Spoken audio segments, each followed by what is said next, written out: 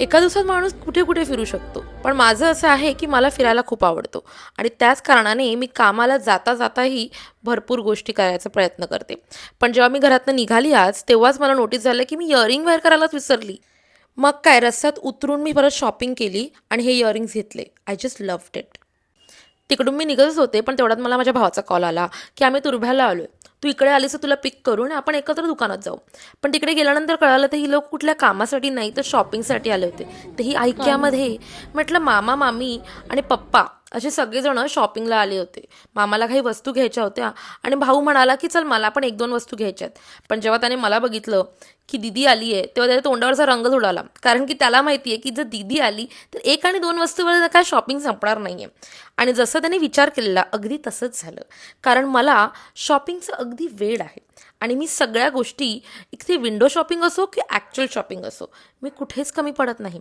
आणि चक्क ऐक्यामध्ये सुद्धा मला माझी एक लाडकी क्लायंट भेटली. मग ठरवलं की पेटपूजा करूया, पण तिकडे मला काहीही आवडलं नाही.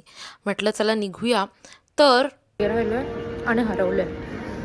आणि आता मला ती लोक भेटत नाही आहेत. बापरे, किती मोठं आहे ते पार्किंग ऐक्याचं. का चाली आहे ते, मला माझ्या दुकानात जायचं आहे आता.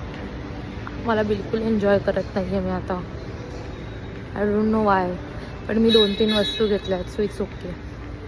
ॲटलास आम्हाला आमची माणसं भेटली बाबा.